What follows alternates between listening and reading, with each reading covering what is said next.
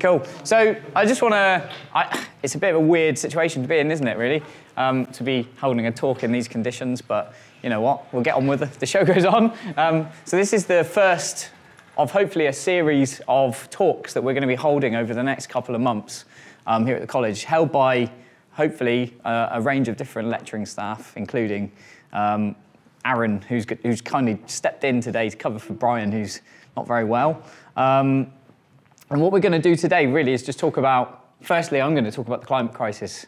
Because actually, you know, we've got this big crisis going on at the moment, but actually this is something that's going on in the background and we should all be kind of aware of this. And I'd quite like to talk about the ins and outs of this and some of the problems that we're facing with this.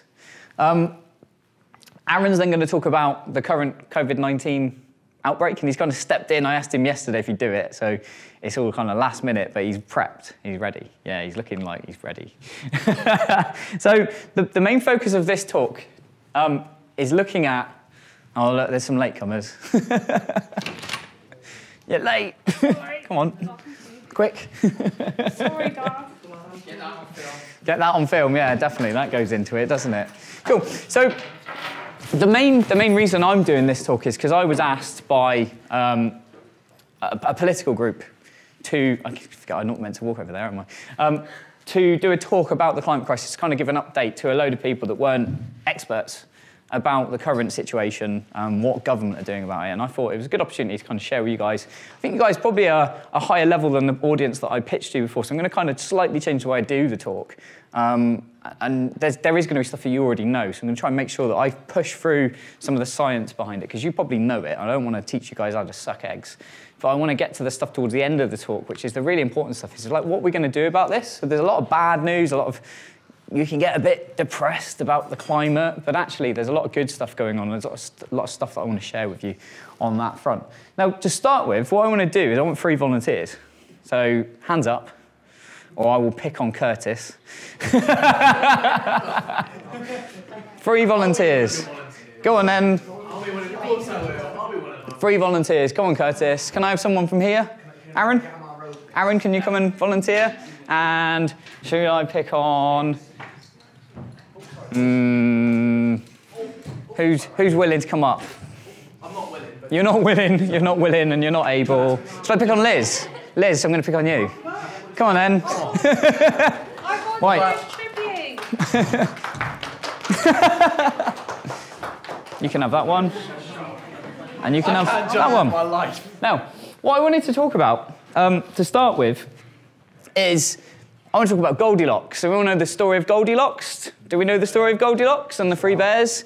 And porridge and chairs, and we have 3 planets. And we can relate these to Goldilocks. So we have, what's this one? Venus. Nope. Mars. Probably makes more sense if you come down this side. Shall I go there? And you go down that side, and Liz stay in the middle. Now, at this far end, actually at this end, we have Mars. Mars, relatively shown in terms of size, is quite a small planet.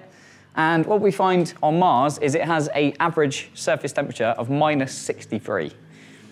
It's extremely cold, okay? What we also find with Mars is that during the day, it can go upwards of over 100 degrees Celsius on the surface, on the sunny side, okay? Really big temperature variance. Do we find life? No. Not that we know of. So we don't know yet. We are searching for either life or remnants of life. But as far as we know, there's no life here. Let's jump over here. What planet's this? This is Venus. Now, when we look at Venus, what we find is average temperatures of around 460 degrees Celsius. Now, that's hotter than your average oven at home, yeah? So we're talking like double the temperature you'd cook a pizza at. All right? So your pizza would burn pretty quickly on Venus, wouldn't it? Do we find life?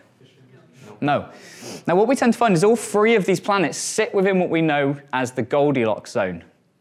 Now, the Goldilocks zone is the zone with the habitable zone from our sun. Okay, so this is the area in which we can find life. The temperatures are correct for liquid water to form. Now, but there's only one place that we find the liquid water that we need for life, and that is in the middle where Liz is. And this is Earth. We know Earth because we live there, okay? Average temperature on Earth, it's about 14 degrees Celsius. All right? And what we're interested in is, why does Earth have this temperature, but the other 2 planets don't? There's lots of reasons for this. Does anybody know? Anyone will hazard a guess? Curtis. Distance from the sun. So distance from the sun is key, but what we understand is actually any 3 of these planets are within the distance that could hold life and could be the right temperature for liquid water and therefore life. What is it that makes Earth so unique? Now, the variant... Oh, sorry? There is life on Earth. Well, yeah, but why? Aaron. It's to do, what we're interested in, for sake of say, is atmosphere. Now, there's lots and lots of factors that come into play here. Now, what I'm going to do now is just ask you guys to go back to your seats, if that's all right. You can keep your planet if you want. I need them back at the end, because they're actually ours. But what we're actually interested in is something called the greenhouse effect. And again, this is something that we probably have heard about, and the greenhouse effect is a little bit like this, okay? Now, what we find when we look at Venus's atmosphere is about 95% carbon dioxide, sorry. So it's really good at trapping heat. So the heat comes in from the sun, and the heat stays in the atmosphere, and it gets really, really hot. Remember we said hotter than your oven. Mars, on the other hand, can anybody tell me about Mars's atmosphere? Sorry? There is no atmosphere. I mean, it's about 1% of the atmosphere of what we have here on Earth. So it's extremely thin. There is gas there, and actually 90-odd% of it is carbon dioxide specifically. But it's so thin that it doesn't trap that heat. Okay, and that's why we find Mars is extremely cold, but also it's very variable on Mars, so it's not really suitable for life. On the other hand, Earth has what we call the perfect conditions. It's just right for life. And it's just right because we have a very, very small amount of carbon dioxide. About 0.04% of our atmosphere at present is carbon dioxide. And what this 0.04% does is it traps just the right amount of heat inside the atmosphere. So some of it reflects back off into space, some of it is trapped in and remains within that system, and it keeps life going. Does that make sense? So that's what we actually understand, that's what we understand by the term global warming. Are we okay with that term? Global warming means the Earth warms up. On the same basis, we can actually get the opposite of global warming, global cooling. So this is where more of the heat is either reflected back off into space or is emitted back into space, and the Earth cools down. What does that lead to? It leads to ice ages, yeah? Glacial periods, etc. And what we can actually do is we can look back through the fossil records, and we can look back through ice cap cores, etc., and we can see that the Earth has gone through cycles. There's a natural warming and cooling going on all the time, okay? Now, what we're interested in, essentially, is why are we going through this? So let's just see what's going on here. Now, when we look at this graph, we can see time against average annual mean temperature on the land. And what we can actually see is a kind of correlation. Are we okay with that idea? It's a correlation. Now, what I want to do in this particular section of the talk is talk to you guys about data. We're scientists. Most of us in this room are scientists. We're interested in the data because data tells us really what's going on, and we must base our decisions on data. And what we can see specifically at this end is that 20 of the last 22 years have been the hottest on record. Of that, the last 6 of those years, so if you count back the last 6 years, they've all been the hottest 6. Does that make sense? So there's a worrying pattern there. So this is certainly something that's happening. And this takes us, if we go right back to here, we can go right back to the Industrial Revolution and where we started to use fossil fuels specifically. Okay? Now, that's just one bit of data. Obviously, what we understand is that correlation and causation are not the same thing. They're not one and the same. So we need to look for more data.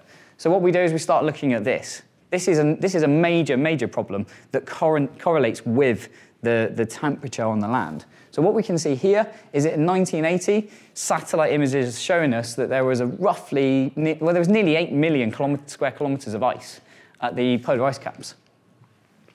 And if we follow this through to last year, what we can actually see is that there are now 4.2 million square kilometers of ice. That's a huge reduction. That's nearly 3.5 million kilometers of ice disappeared. It's gone. Where has that water gone? It's gone in the sea. And this leads us to the next piece of evidence. So this is the next piece of evidence, and what we can actually see here, again, is time against change in the sea level, okay?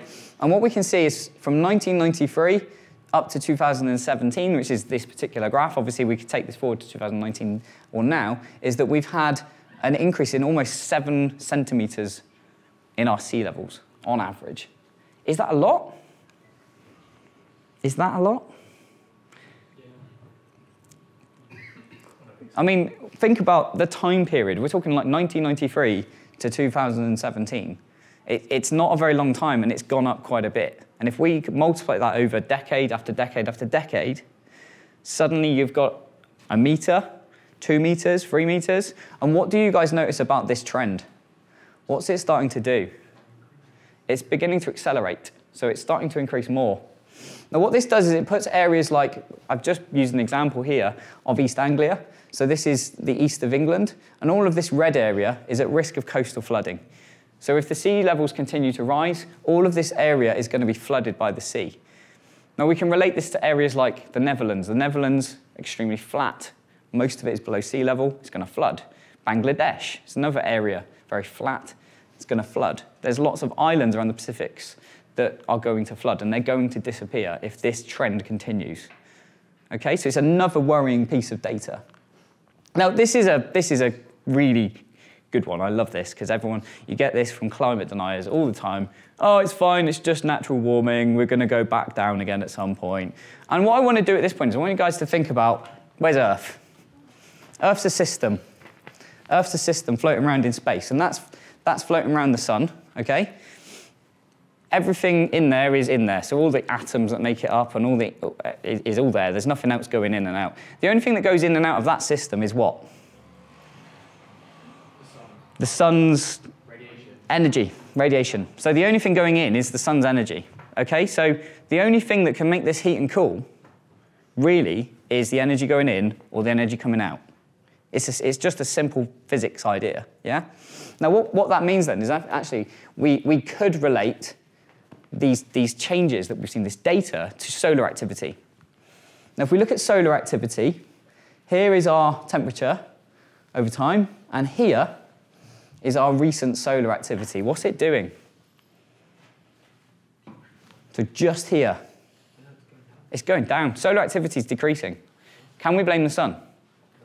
No. So solar activity is not to blame for global warming. And this is data from NASA. Okay, so it's extremely reliable. There's no reason why NASA would make this up. Now, the other thing that you get from climate deniers is you get, oh, it's all down to volcanoes and volcanic activity. Now, this graph here, all this shows, essentially, just down here, is this tiny little amount of carbon dioxide specifically, that comes from volcanoes. Look at that line and compare it to the amount of emissions from fossil fuels. Now, this line does fluctuate, I'll give you that. Okay, so year on year, you might get a volcanic eruption and you get an increase. But it's such a small increase that you won't see it on that graph. The scale at which that increases, it wouldn't even map onto that graph. Does that make sense? So you cannot blame volcanoes. So what is it? What's to blame? And we all know this. It's so obvious to us as scientists because we've got the data to back it up. But we are facing an ongoing problem in that climate change denial is becoming more apparent, and it's becoming more apparent in people in power. So you guys you've heard of Donald Trump as an example. He thinks it's a hoax. So what we've got to do is we've got to start thinking about, actually, what's going on here? So, I mean, we can see that the amount of carbon dioxide in the atmosphere has increased since, just from 2006, we can see an increase here from about 380 parts per million up to about 410 parts per million, where we're at about now. So you can see that vast increase, and it is actually a really small, tiny little increase. But what we need to do is we could look back historically. So there are paleontologists and there are scientists out there that are digging up ice cores, and they're looking in the fossil records, and they're looking back, and you can actually map carbon dioxide levels in history. And this goes back 800,000 years, this particular one. And you can see somewhere around here, there would have been interglacials, there would have been ice ages within this. And what we can see is that our current level is massively above the highest historical level that we'd have ever seen. Now, if we look back in history and we look for a level at which we hit 400 parts per million, we'd have to go back potentially 15 million years. And if we go back that far, there were trees at the South Pole. The sea levels were 20 meters higher than they are now. And essentially, I mean, just to think about, and the temperatures would have been 3 or 4 degrees higher than they are now. Now, does that matter to humans? Do we mind a nice 3 or 4 degrees increase in temperature? No. Who does it matter to? It basically tends to affect most of the plants. Plants have adapted and evolved in certain temperatures, and they are the baseline of every food chain. And if you start to take those particular species out of a food chain, then you start to have trouble up the line. So humans we can adapt to rapid climate change, but most things won't. Does that make sense? So is it all a bit depressing? We're all a bit, it's all a bit not good, is it? Yeah. So try not to get too depressed about it, because there are things we can do about it. And we kind of get to that point now. I'm going to skip through that bit. What can be done? Now, I like this bit, because actually what we'd start to do now is this bit isn't about pointing fingers, because actually, if we look at this it's a global problem, okay? So this graph is not about pointing fingers. And actually, I'm going to kind of mitigate some of this up here in a minute. What I want to do first is talk about this graph. What does this graph show us? Now, this graph shows us the emissions and the expected changes in temperature in 3 different scenarios. Now, let's take our first scenario. Let's just say that Donald Trump runs the world. Scary thought. And suddenly, all of the climate promises and all of the laws enacted so far are reneged upon, and they do not exist. This is the red scenario. So countries do not act on climate change. What we're looking at is a 4 or 5 degree change in temperature. We could be looking at their 10 to 20 meter sea level rises. Think about that. Now, about 10% of the world population currently lives within 10 meters of the sea level in coastal areas. All of those people are either going to be flooded or displaced, they're going to lose property, and they're going to go somewhere else to live. And that's a scary thought, isn't it? So we do need to do something about this. Now, the green one is what we basically currently have enacted. So if we look at all of the countries that have done something about climate change, this is where we end up. We end up currently at about a 2.8 to a 3.2 degrees Celsius increase globally. Is that good? Is that bad? Now, bearing in mind, a lot of governments are beginning to act. They are beginning to do things, and what we're actually looking at the moment is this particular blue one, is that if all the governments do what they say they will do, then we'll end up in this blue territory. So we will reduce carbon emissions, but we will still increase temperature by about 2.5%. What's the safe limit? Does anybody know the safe limit? 1.5 degrees, yeah. So if we go back to this particular report that was released in 2019, just a couple of months ago, 11,000 scientists, signatories, who agreed a 1.5 degree safe limit. If we go beyond that, we've gone past tipping point, and we're going to be in these realms, essentially, and we're going to be looking at serious problems, okay? So what I want to start to think about at this point is actually, I like to talk about the UK as a starting point, because this is where we're based at the moment. Where do we sit on this ladder or this league table? Any idea? How much do we account for in terms of global emissions? Let's put a percentage figure on it. How much? 3%. Less. It's less. So the UK accounts for 1% of global emissions. Okay? So we don't sit. This is actually a league table. China accounts for actually about 30%, and the US accounts for about 15%. Okay? So between the two, they're making up a big chunk. Now the UK makes up 1%, but what we have to consider is this data doesn't include 3 key areas: aviation, shipping, and imported goods. So the UK's global emissions doesn't include all the stuff it brings in from other countries. Where do we import a huge amount from? China. China's an interesting one because China does a lot of exporting. And what that means is they actually pick up the carbon footprint of the goods they produce and then they ship it off to other countries who then sell it and use it, who don't pick up that carbon footprint. So it's all well and good us pointing our finger at China and saying China's the biggest emitter in the world, but actually we are also responsible for that because we should take ownership of that footprint, essentially, and we should include that. Should we include that information in our footprint as such? The other thing that this doesn't take into account is this.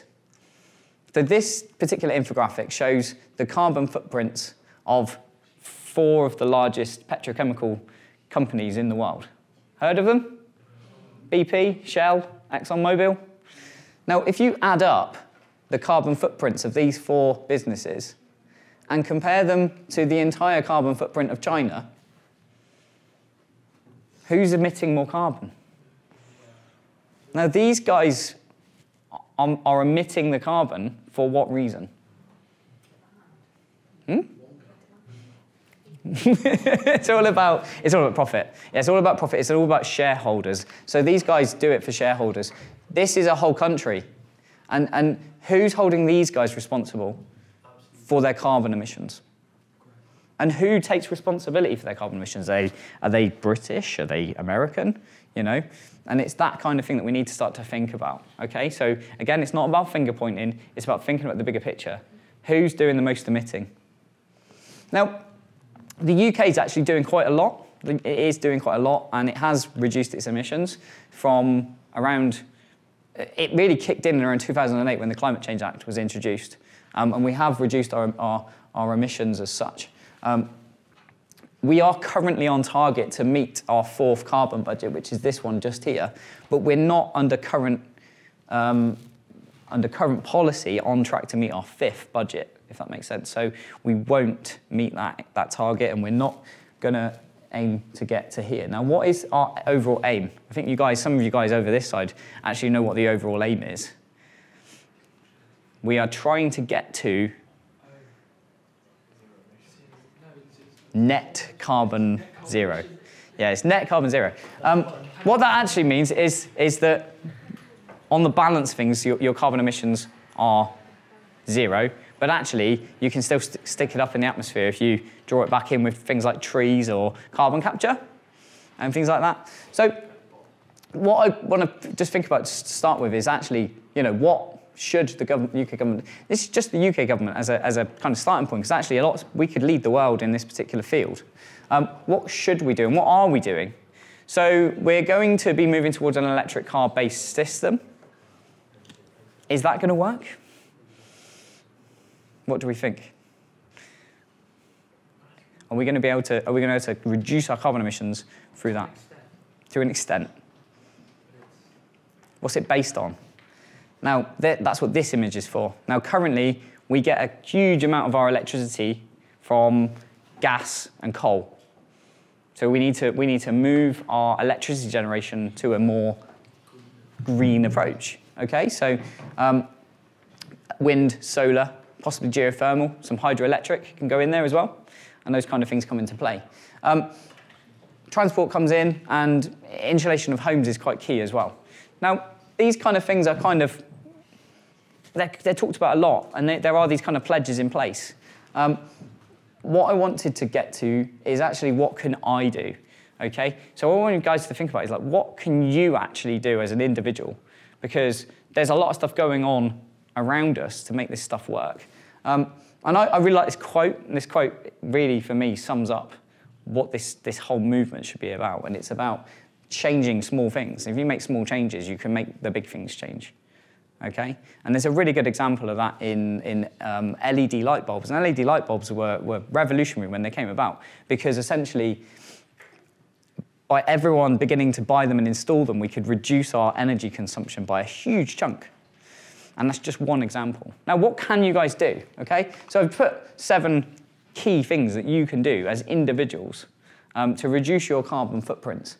Now, firstly, we should try and drive and fly less. And these kind of things are fairly straightforward in some respects. They can be quite difficult as well. I mean, obviously, most of you guys have come across half the globe, so you're not going to do that by boat necessarily, are you? You're going to fly, yeah. But it's thinking about how often you fly and thinking about maybe how that is done. Some of these others that you might think about. Any of you in the room vegan? Is it just Mickey? Are any of the rest of you vegan or vegetarian? Do you try to cut meat out of your diet? No? It's something to think about. These two here, I'm going to hit on it in the last bit, actually, because these two here are actually about how we can almost force the hand of business and government to act, which I'm going to kind of jump to now, actually. And this kind of leads me to the last kind of bit that I wanted to talk about, and it's something called climate litigation. What do we mean by litigation? Court. It means court. We can take people to court. The most recent one is this Plan B. This Plan B, where they're a group in the UK who took the UK government to court, and they said, basically, if you build a third runway at Heathrow, then you're not going to meet your carbon commitments. And the court agreed, and at the moment, the third runway at Heathrow will not be built. Now, obviously, the government have got the right to appeal, but it means that a group of people, citizens, are able to take the government to court and say, no, you're not doing enough about climate change, and we want you to stop. Now, that's really good news, isn't it? Currently in the US, there are hundreds and hundreds of litigation cases against the Trump administration trying to get Trump to change. Now, this is going to set a precedent. If we start to find governments are starting to be forced in the courts to act, then there's a possibility that we can kind of make things change in that sense. So what you might consider, and it is possibly getting involved with some of these groups. I'm not suggesting by any means you go and join Extinction Rebellion, because then that would possibly make you a terrorist, but that's another debate. But you can get involved in certain groups that are looking to get involved in climate litigation. And I mean, this little story at the bottom is a little good news story. Sol is a Peruvian farmer, and he's currently suing a German energy giant for damages to his farming community. Don't know if he's going to win yet. Keep an eye on that one, and hopefully he wins. Now, what I'll do for you guys, I'll share these slides with you through your classroom, so if you do want to have a further read about them. What I wanted to do at that point is just offer any time for any questions. If there's no questions, then I'm going to offer Aaron to come up and do his bit, and you guys can have a quick break if you want to have a quick drink, and then we'll carry on with Aaron's bit. Is there any questions or any points? So it doesn't have to be a question. It could be a point that you want to make.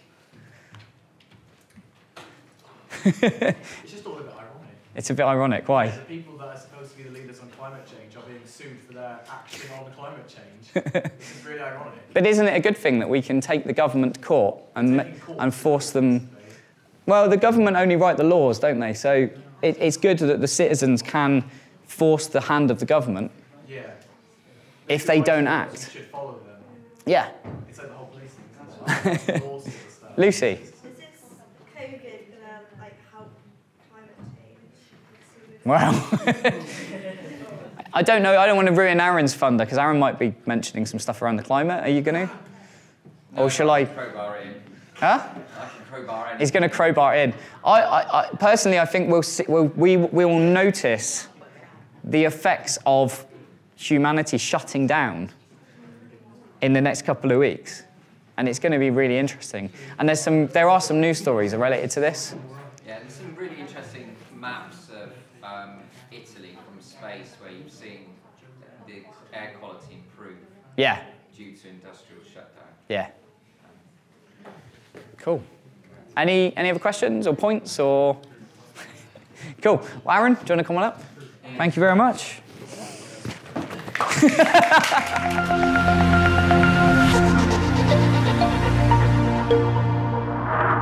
Well, good afternoon. As Joe has said, I did my homework very late last night, although this is something that's very close to my heart for a number of reasons. What this talk will not be about is about excess or worry or kind of statistics talking about, you know, projected deaths or any of that at all. What I want us to do is I want us to reflect on the current crisis in a different way, in a constructive way, and maybe kind of salvage some sort of hope from it as we go through. My talk will probably be a little bit shorter than Joe's and definitely not as polished. You'll just have to forgive me for that. And he doesn't know how to use the thingy. Is it switched on? Turn it off then, I didn't turn it off. It's on now. Right, it's okay. How do you go forward? It's right, isn't it? Try again. Okay. Pandemics are not unusual in human history.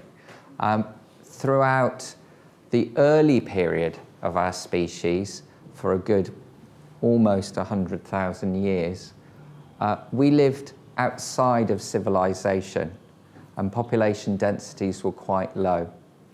But you have to remember that we are a species, we are an organism, just like any other organism on the planet. We like to think of ourselves as different. We have consciousness. Some of us believe deeply in a spiritual dimension to life. But ultimately, while we're on planet Earth, biologically, we are primates. Not only are we primates, but we are mammals too. And this is really important to grasp as we go through this story. Now, what I'd like to just refer to is this infographic. And as we come down through history, okay, the Black Death Plague in the Middle Ages, okay, around about 1347 onwards, okay, killed, we believe, about 200 million, or around about 60% of the population in Europe at the time. I apologise that I've only got European figures with me. It took nearly 2 centuries to recover from that kind of damage. In fact, the damage to economies was so great and labour shortages were so huge that, in fact, kingdoms had to legislate to stop wage inflation. As we come down further and further nearer to the present, we can see that HIV/AIDS killed globally about 35 million people. As we move nearer to the present, we can see that Asian flu, Hong Kong flu, killed around about 1 million. Spanish flu, in the 1920s, killed about 20 million. So the current crisis that we're facing, whilst it is really important to get our head around the figures, compared with history, may yet be a drop in the ocean. And I say that with a certain sense of hope, because some of the actions that have been taken globally look like they're working.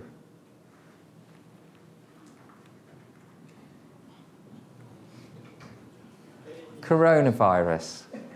Corona, from the Latin root crown, okay? Some of you may be familiar with the bottle of beer with the crown on it, okay?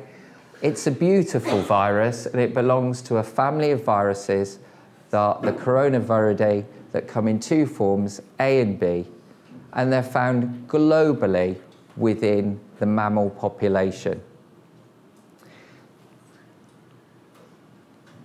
This is a picture of a coronavirus attaching to an epithelial cell.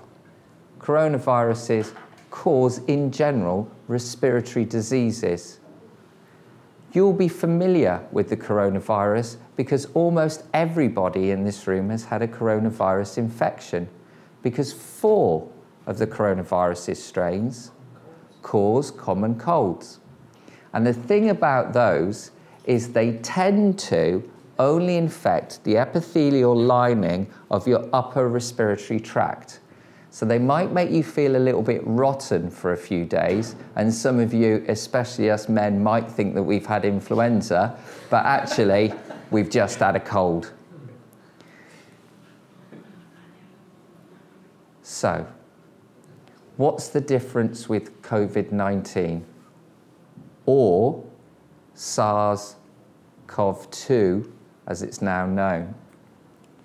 Well, these are what we call coronaviruses, is what we call zoonotic diseases, okay? They can move from species to species.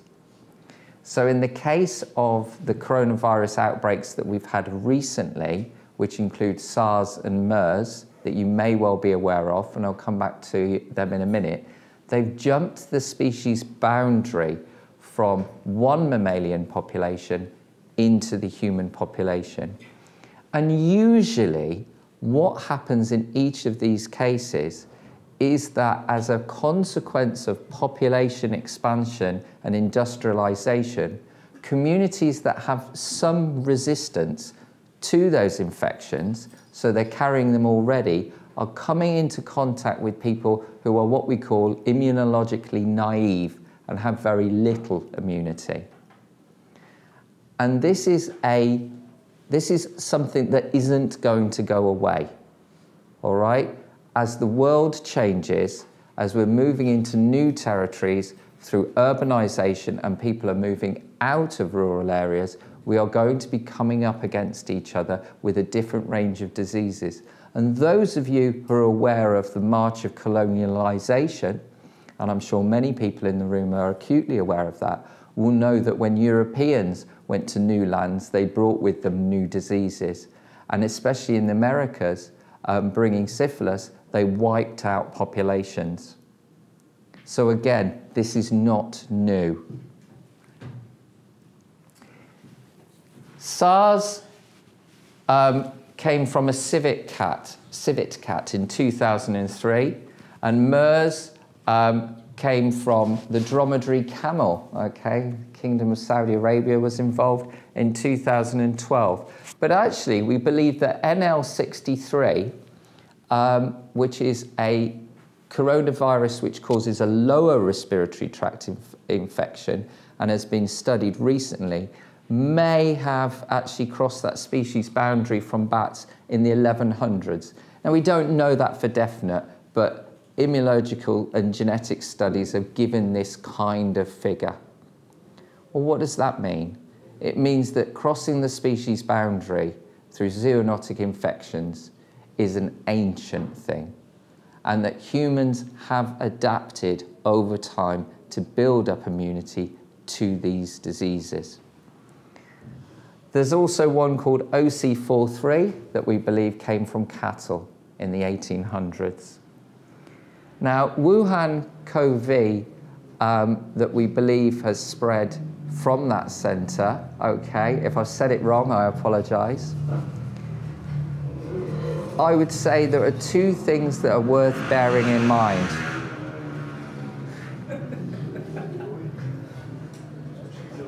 Can you close the window?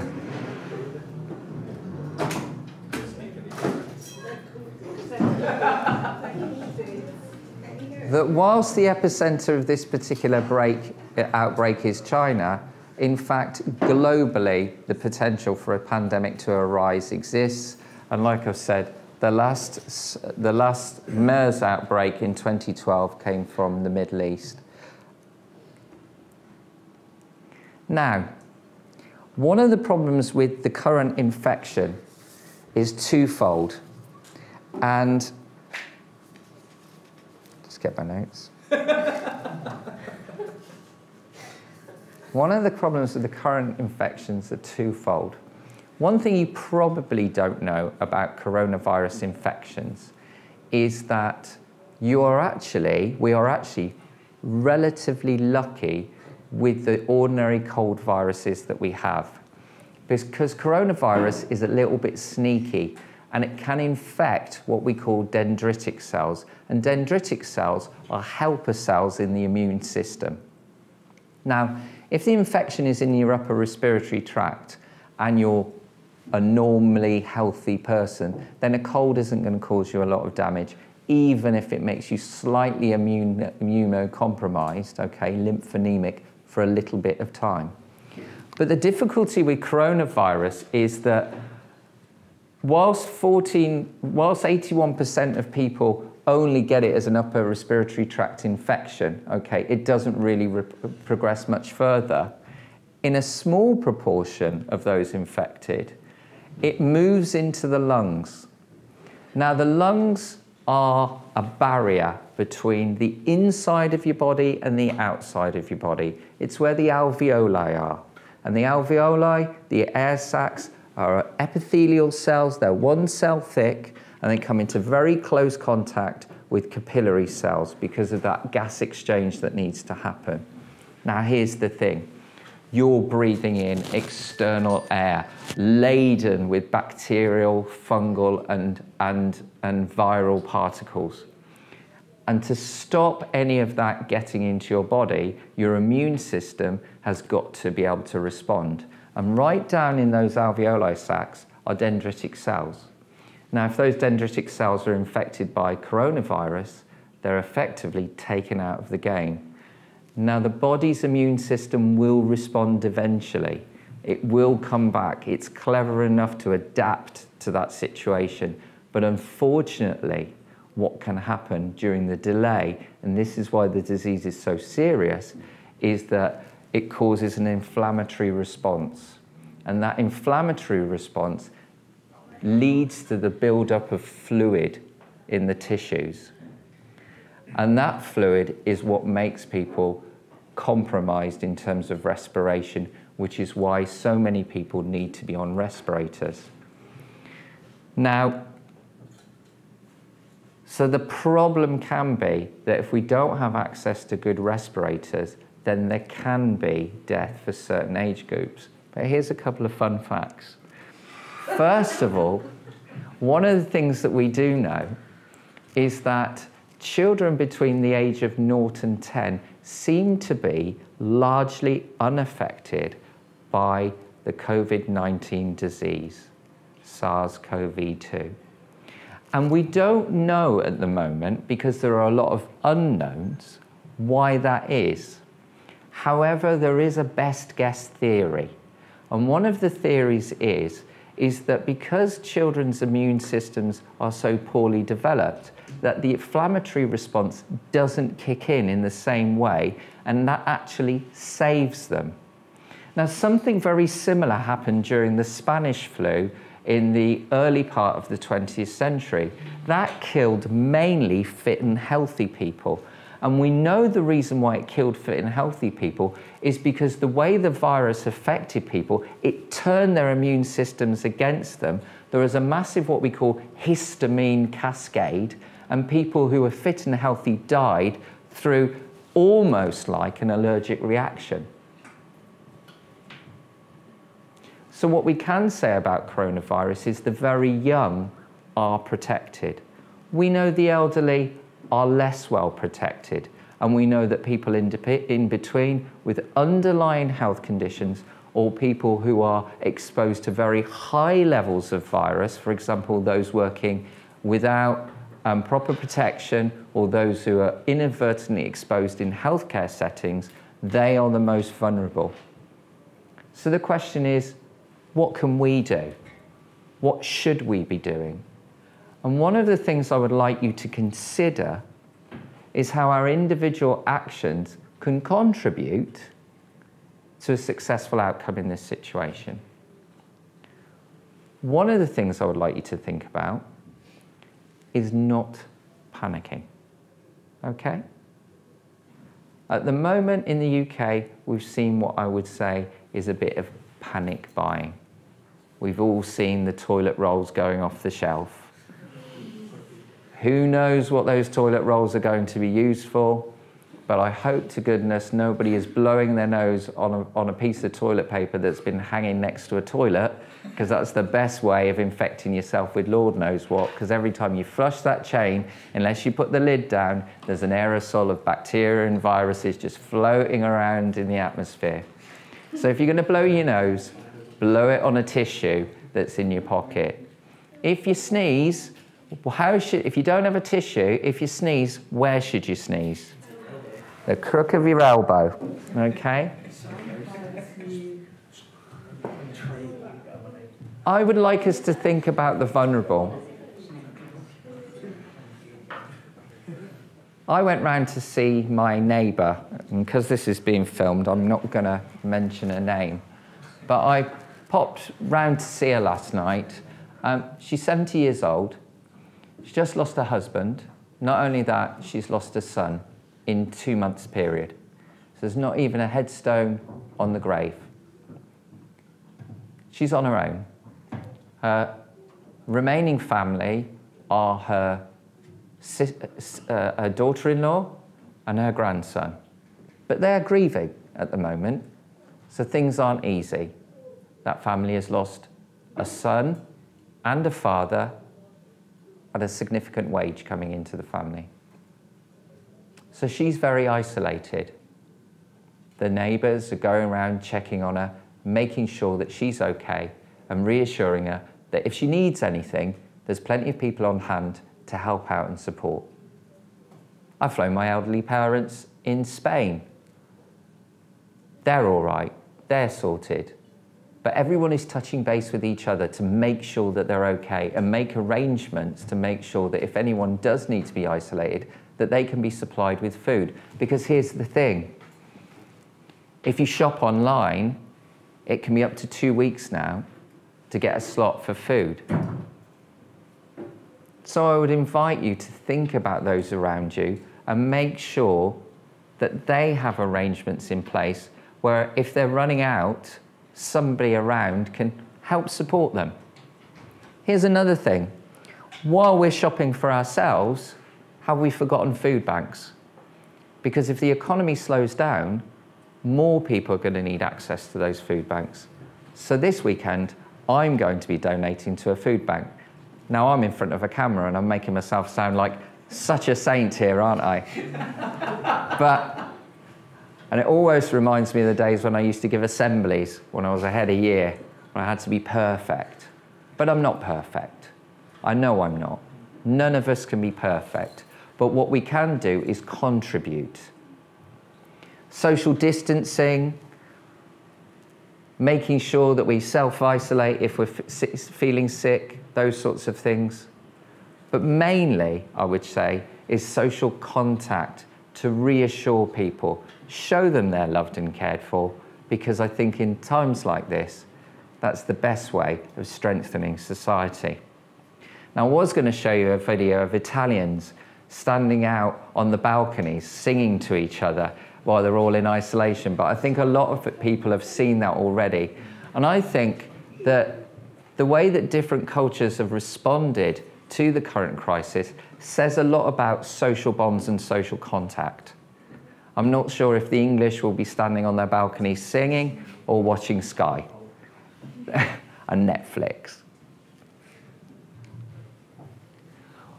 What can we say about the scientific response? Well, China is often criticised for being an autocratic regime that likes to suppress information. When the SARS outbreak broke in 2003, they did nothing for 86 days. There was a massive news blackout and they sat on it. They were criticised. We were lucky. SARS wasn't as infectious and communicable as the current COVID-19.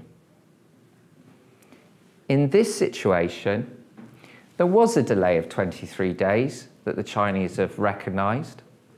However, by day 23, they adopted fully the World Health Organization guidelines. They leapt on it and they managed to successfully suppress most of the disease. Now, I say most of the disease because we still can't tell whether there's going to be a resurgence, but they took that leap.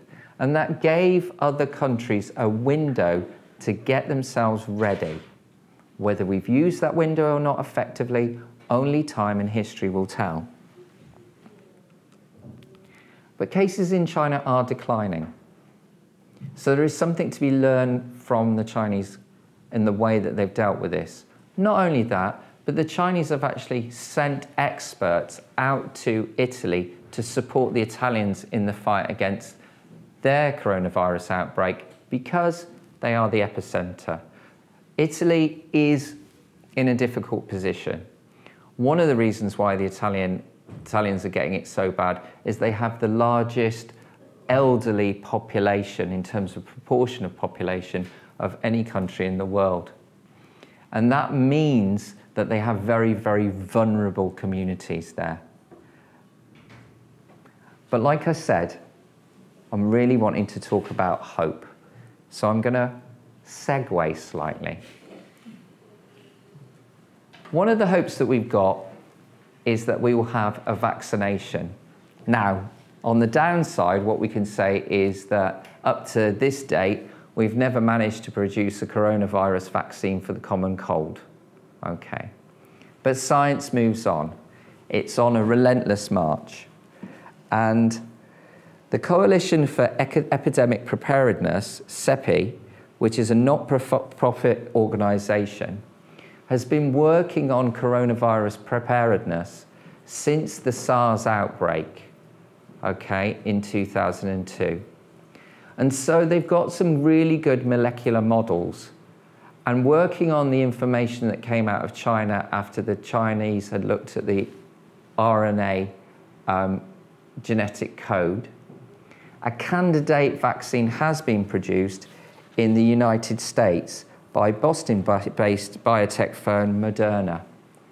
We don't know whether that's going to be successful, but what we do know is that for once, and I'll link this back to climate change, if there is any good news to grasp from this situation, and I think that we have to be positive, even in dark times, is that society is waking up to the importance of scientific research again. And I think linking back to what Joe was talking about before, I think that when strong leaders pronounce that these epidemics are nothing to worry about, and then you turn within 72 hours and start talking about the importance of science, when the CDC had only managed to test 77 coronavirus cases, then suddenly the checks were signed and people were being tested in the US.